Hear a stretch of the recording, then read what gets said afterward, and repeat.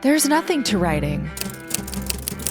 All you do is sit down at a typewriter and bleed.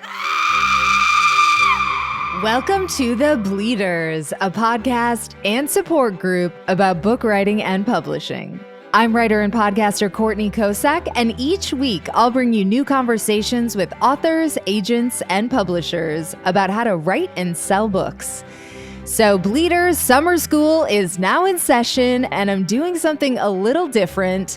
I'm trying to write a freaking book, and I've discovered that's very hard to do while producing 3 podcasts. So I had already batched a bunch of interviews for you guys. I was very excited to release them, and that's what I'm gonna do. I did it all in advance. It's all ready for you. So, long story short, this is how it's gonna go down. I am gonna serve you up a mini-sode every Monday.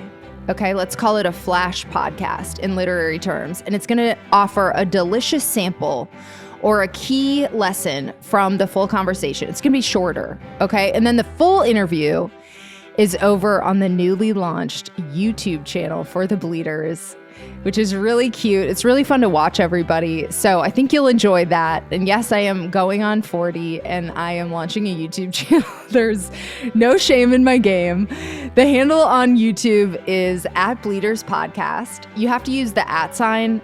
It's stupid, but it's how it works. So again, youtube.com/@Bleeders Podcast. And make sure you subscribe over there so that you can stay up on the latest. And without further ado, our instructor for today is...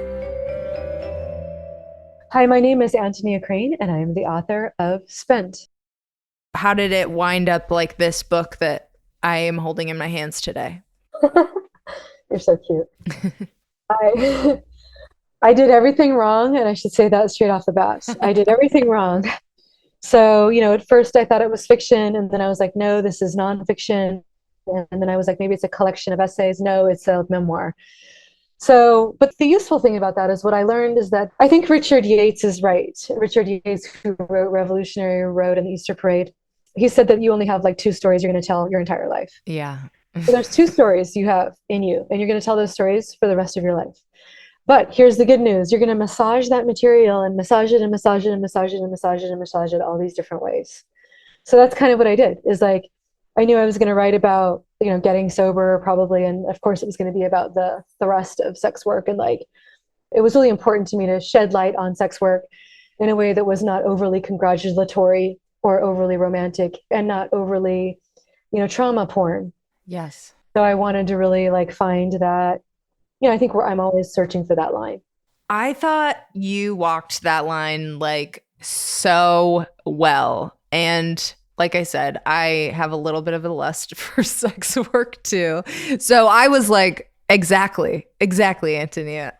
Thank you. Yeah. I had never read about sex work in a way that felt like it was being framed as an addiction. Yes. But I think it is. Like, I think that it's more like gambling, where you go in and you hope and you hustle and you try, and that's like gambling. You hit big or you hit small, but you hit something.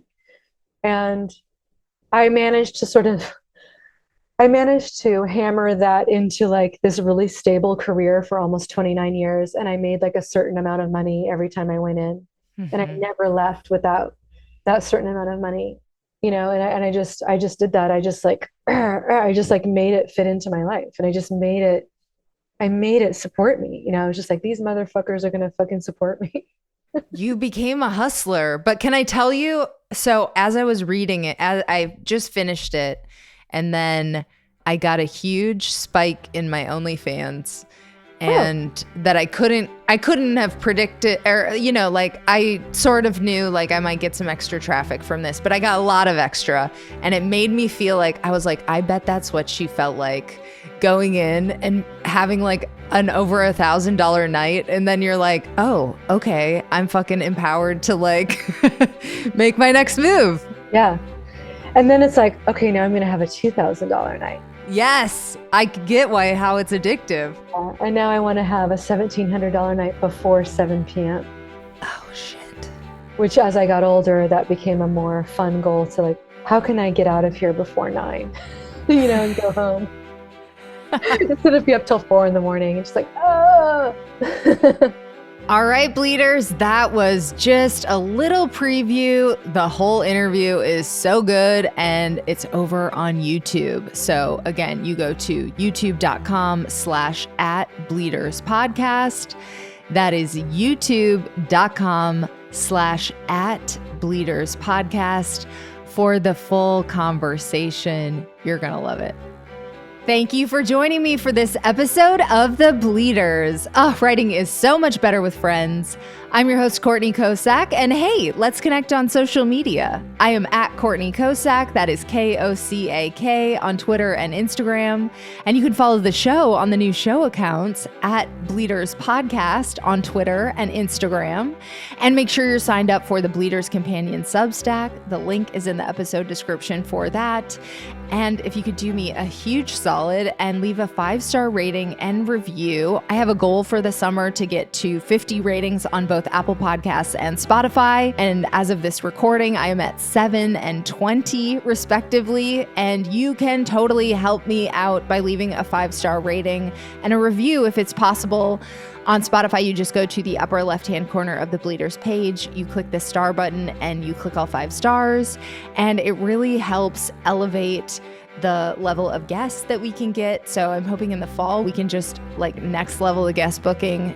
And I feel like we've already had such amazing people on the show. So please leave a rating and review. I would be eternally grateful. And join me again next week for another all-new episode. In the meantime, happy bleeding!